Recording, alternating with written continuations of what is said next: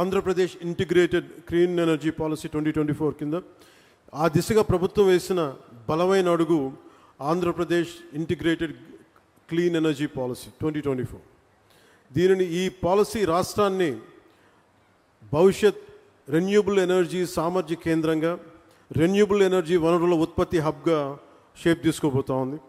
Green hydrogen, green ammonia వంటి clean energy ఉత్పత్తికి అనుకూలమైన వాతావరణాన్ని కల్పించగలిగితే మనకి పెట్టి ఇన్వెస్టర్స్లో చాలా విశ్వాసం పెరుగుతుంది. క్లీన్ ఎనర్జీ పాలసీ ద్వారా ఇప్పటికే ఎన్డీఏ కూటమి ప్రభుత్వం విధానపరమైన స్పష్టత ఇచ్చింది. గ్రీన్ ఎనర్జీ ఉత్పాదనకి ఆంధ్రప్రదేశ్ గమ్యస్థానం కావాలి. అదే నారా చంద్రబాబు నాయుడు గారి నాయకత్వంలోని కూటమి ప్రభుత్వ విధానం. ఈ క్లీన్ ఎనర్జీ పాలసీని సద్వినియోగం చేసుకుంటూ ఈరోజు ఏఎం గ్రీన్ సంస్థ మన కాకినాడలో దేశంలోని మొట్టమొదటి 1 మిలియన్ మెట్రిక్ టన్నుల సామర్థ్యం గల గ్రీన్ అమోనియా తయారు కేంద్రాన్ని ఏర్పాటు చేసేందుకు ముందుకు వచ్చినందుకు మనస్ఫూర్తిగా మరోమారు వారికి శుభాకాంక్షలు తెలియజేసుకుంటూ, దేశ కాలుష్యరహిత ఇంధన ప్రయాణంలో ఇది ఒక మైల్ స్టోన్గా మనం అభివర్ణించవచ్చు. మనకి ఈ ప్రాజెక్ట్ రెన్యూబుల్ ఎనర్జీ సాయంతో నీటిని ఎలక్ట్రాలిసిస్ చేయడం ద్వారా గ్రీన్ హైడ్రోజన్ ఉత్పత్తి చేస్తుంది. ఈ ప్రక్రియలో వాతావరణంలోని ఈ కార్బన్ ఎమిషన్స్ని పూర్తిగా క్లీన్ చేస్తుంది. పర్యావరణ పరిరక్షణ ఈ యజ్ఞంలో గ్రీన్ అమ్మోనియా ప్రాజెక్ట్ చాలా కీలకమైన అడుగు.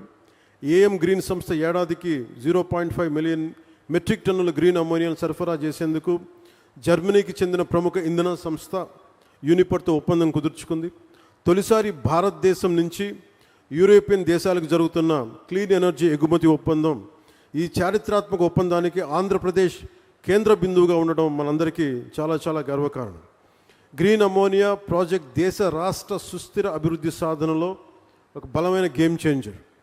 వ్యవసాయం నుంచి రవాణా వరకు అన్ని రంగాల్లో సుస్థిర అభివృద్ధి సాధనకు ఇది చాలా ఉపయోగపడుతుంది. రవాణా, పారిశ్రామిక, జల రవాణా రంగాల్లో క్రూడ్ ఆయిల్ తాలూకు వినియోగాన్ని గణనీయంగా తగ్గిస్తుంది. ఎరువుల తయారీ, విద్యుత్ ఉత్పత్తి, పారిశ్రామిక రంగాల్లో కార్బన్ ఎమిషన్స్ని చాలా బలంగా తగ్గిస్తుంది. దీర్ఘకాలికంగా దీనికి వచ్చే ఉపయోగాలు క్రూడ్ ఆయిల్ ప్రమేయం లేకుండా ఎరువులు తయారు చేయటం, ఫార్మా, రసాయన, ప్లాస్టిక్ ఆధారిత పరిశ్రమల్లో ముడి పదార్థంగా గ్రీన్ అమ్మోనియా ఉపయోగపడుతుంది. దీంతోపాటు వాతావరణంలో కార్బన్ ఎమిషన్స్ని తగ్గించడం ద్వారా 1 సెంటీగ్రేడ్ మార్పు వచ్చినా కానీ చాలా బలమైన మార్పు తీసుకుంటుంది. ఉదాహరణకి ఎందుకు వీళ్ళందరూ మనందరికీ సగటు మనిషికి అర్థం కావడానికి చెప్తాను. మనకి పిఠాపురంలో చూశారు, సముద్రం ముందుకు వచ్చేస్తూ ఉంటుంది.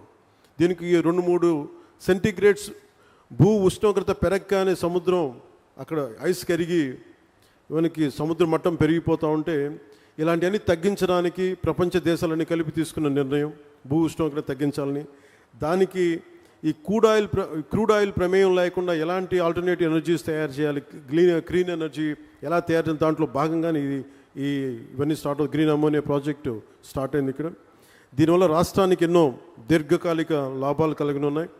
విద్యుత్ రంగం సంక్షోభం నుంచి పెట్టుబడిదారుల విశ్వాసం దిశగా ఇది ముందుకెళ్తుంది. గత ప్రభుత్వం పాలనలో వచ్చినప్పుడు మీకు తెలుసు, 2 నెలల్లోనే పవర్ పర్చేస్ అగ్రిమెంట్స్ రద్దు చేసి పునఃసమీక్ష పేరుతోటి విద్యుత్ రంగాన్ని సంక్షోభంలోకి నెట్టేశారు. విదేశ పెట్టుబడిదారులని ఇబ్బందులు గురిచేసి కోర్టు కేసుల వల్ల చాలా